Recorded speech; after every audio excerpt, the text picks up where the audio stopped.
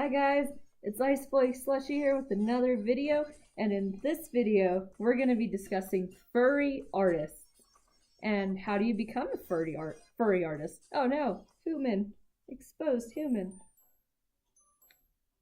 Don't look at it. Anyway, so what I wanted to talk about being a furry artist is, well, first off, how do you become a furry artist?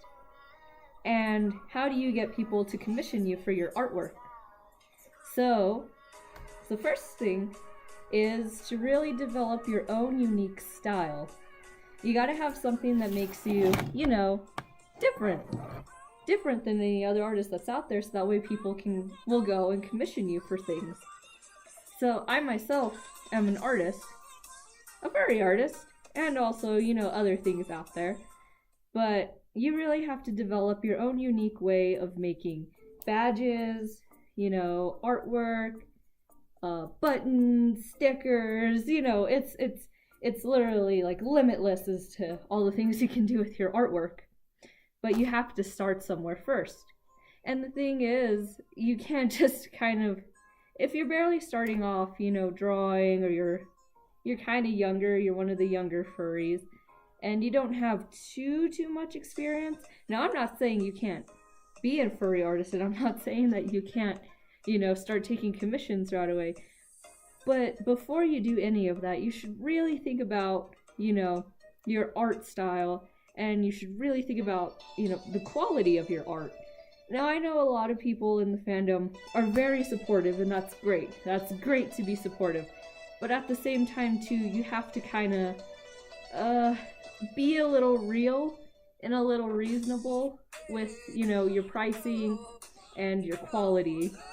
So I've kind of looked around, the fandom. I've seen some stuff on Amino, and, I see a lot of kids, kind of getting hurt that nobody's commissioning them.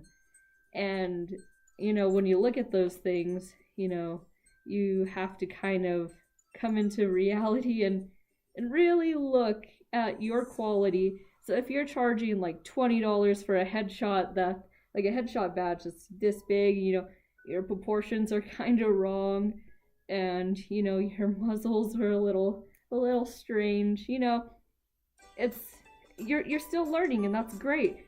But you can't expect people to pay $20 for that, and then you go to somebody else's page who's a little bit more skilled, like has more experience, and their badges are $20 or even cheaper.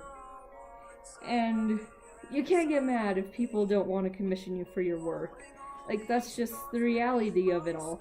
You're still learning, and that's great, but take that time to really develop your style first before you start selling stuff. Now, I'm not saying you can't start selling your stuff. You can do whatever you want with your artwork, and you could have commissions.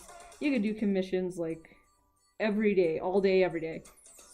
But if you're not getting the business you're expecting or you kind of wanted, then really take that time to maybe look at the kind of work you're doing and go out and research other artists and see what their style looks like, why they're getting so much commissions, why their pricing is high, and just look at their quality.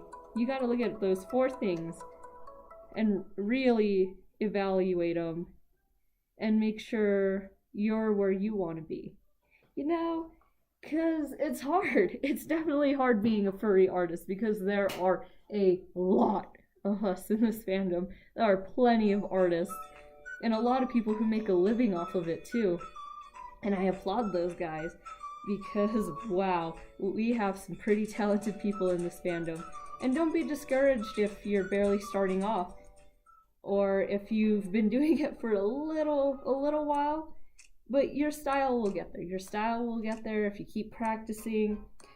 Really look at anatomy. Anatomy is the big factor in all this. Like, you could be a master colorer, you could color, you could shade, you could, make all your lines nice and pretty.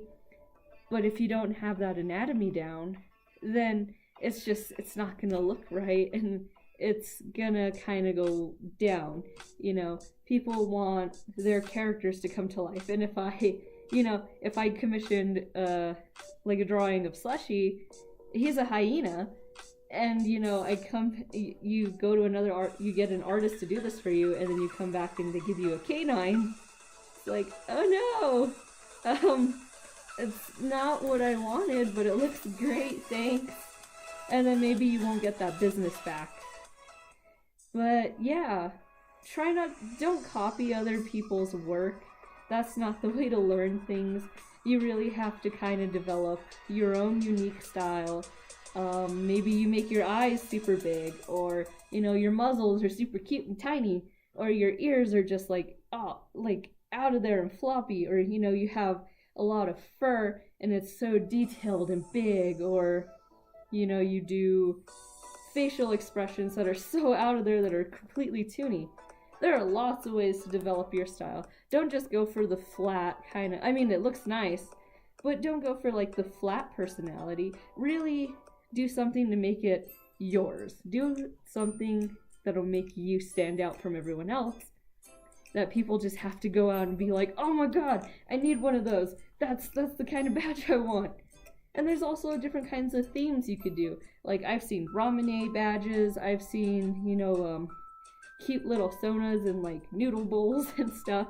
Personas in Pokeballs, or what's another one? For Christmas, you got themes. So really play to that too. When the holidays are coming up, really play to trying to appeal to that holiday.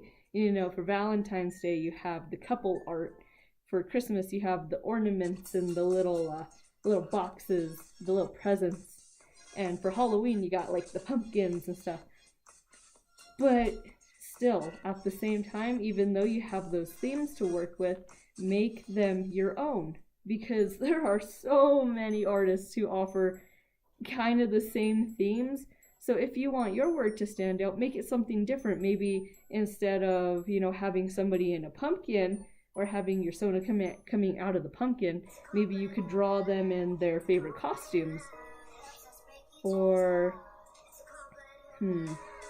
it's really hard to come up with ideas right off the bat, because I certainly have a hard time coming up with things like that. But yeah, if you want your artwork to stand out, then you have to give it that wow factor that everybody was gonna want. Yeah, that's basically the gist of this video. I'm sorry it's so short. I am actually behind one video, so this will be my second video for the week, and the next one I'll be uploading soon too. But yeah, so to backtrack on all this, if you want to become a furry artist, you do it. Don't let anybody discourage you, whether they say your artwork's not high quality, or they say, oh, you should stop doing this, you don't need to do that, or you're not good enough. Don't let anybody tell you that you're not good enough, because we're all learning no matter what. Even the highest level artists are still learning new techniques, new things to make their artwork much better. I certainly am as well. So you also have to look at your quality as well too. Be realistic with yourself. Don't price your art like super high if you're barely learning, because you're not gonna get the business you want, I promise. And inspire other people to become artists. It doesn't hurt to leave a comment on some good artwork and just say, oh, you did a great job, or oh, that looks awesome. Just be nice, and it'll inspire them to keep on doing what they're doing and learn and hopefully become even greater than what they are. So artists inspire artists. That's all I gotta say, guys. Keep doing what you love, and don't let anybody discourage you. Research other artists to see what their pricing is, what their quality is, and hopefully that'll help you in getting more commissions. And don't be discouraged as well if you're not seeing the business you want. Don't get upset. Don't be like, oh, why aren't you buying my art? Or, nobody loves me! Ah! It happens. You're just gonna have to keep on going, and if you really like what you're doing, then you're gonna get there no matter what, alright? Alrighty. So that's it for this video. I'll see you guys definitely next week. For sure, I will keep on my schedule, my uploading schedule, I promise. But until then, you know, always be the weird one in the crowd, and we'll see you later. Bye!